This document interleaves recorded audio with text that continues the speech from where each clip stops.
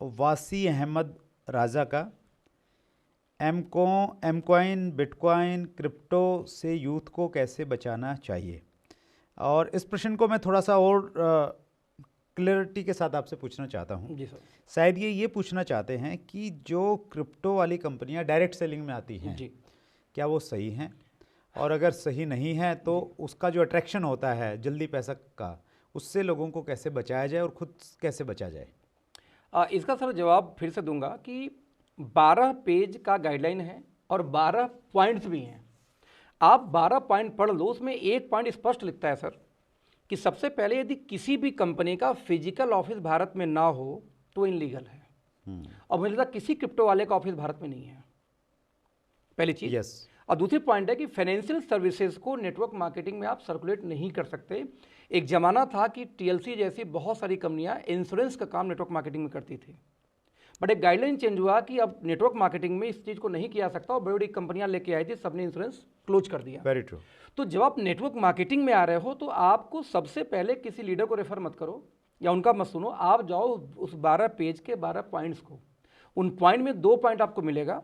पहला, financial services नहीं कर सकते, और नंबर 2, फिजिकल ऑफिस इंडिया में कम से कम प्रेजेंस होनी चाहिए किसी भी कंपनी का नेटवर्किंग करने के लिए। ये दोनों पॉइंट यदि इनवैलिड हैं तो सर करने का सवाल ही नहीं पैदा होता ना। जिस तरह से कई लोग बोलते हैं कि देखिए इंडिया में चरस भी बेची जा रही है, गांजा भी बेचा जा रहा है जो इनलीगल है, लेकिन पकड़े जाने पे क्या होता है वो भी पता है आपको। तो यहाँ पे आपको गाइडलाइन को रेफर करता हूँ मैं कि आप गाइडलाइन पढ़ो। गाइडलाइन बोलती है यस तो यस, वो बोलती है नो तो no, that's all sir. That's great. और आपकी सुविधा के लिए हम डिस्क्रिप्शन में जो हमारे रूल्स हैं, पहले गाइडलाइन थी वो रूल्स में कन्वर्ट हो गई हैं। डायरेक्ट सेलिंग रूल 2021 हम लोग डिस्क्रिप्शन में हिंदी और अंग्रेजी दोनों का पीडीएफ डाल रहे हैं आपकी सुविधा के लिए, आप डालिए। और अखिलेश जी बहुत अच्छे से बात करते हैं कि 12 पेज अगर नहीं पढ़े तो फिर आप इंडस्ट्री में क्या काम करेंगे, वही आपको नॉलेज नहीं है। वो हमारा एक्चुअली हमारा असली संविधान तो डायरेक्ट सेलिंग का वही है, और कोई पैरामीटर है ही नहीं। और एक चीज़ और मोटी में बताना चाहता हूँ, जो डायरेक्ट सेलिंग रूल्स में बताई गई है, कोई भी कंपनी जो डायरेक्ट सेलिंग के मॉडल को लेके हिंदुस्तान में काम कर रही है उसको कुछ कॉम्प्लायंसेस को पूरा करना पड़ेगा, कुछ डॉक्यूमेंट्स अपनी वेबसाइट पर डालने पड़ेंगे। लगभग 11-12 डॉक्यूमेंट्स हैं, कंपनी का रजिस्ट्रेशन सर्टिफिकेट्स हैं, और कंपनी के डायरेक्टर्स कौन हैं उनकी लिस्ट होनी चाहिए। एक एफिडेविट कंपनी ने अपलोड करना है, एफिडेविट पूरा उस पर बना के स्टैंप ड्यूटी के साथ में, कि हम मनी सर्कुलेशन बैनिंग एक्ट के तहत काम नहीं कर रहे हैं, हम कोई भी मनी सर्कुलेशन नहीं करते हैं।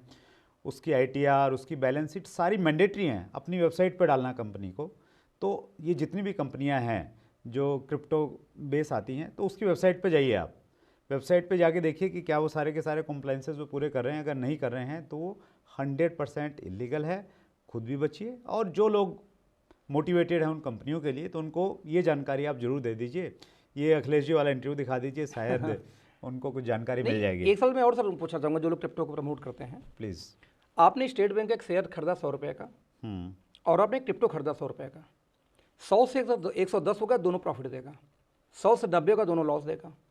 जब दोनों बढ़ने पे प्रॉफिट और नीचे आने पर लॉस, तो वाई नॉट स्टेट बैंक का शेयर, वाइट क्रिप्टो। तो लॉजिक क्या लोग देते हैं कि ये ग्लोबली चलता है, तो आप गोल्ड में इन्वेस्ट करो, आप जाओ कमोडिटी के अंदर, ग्लोबली चलता है।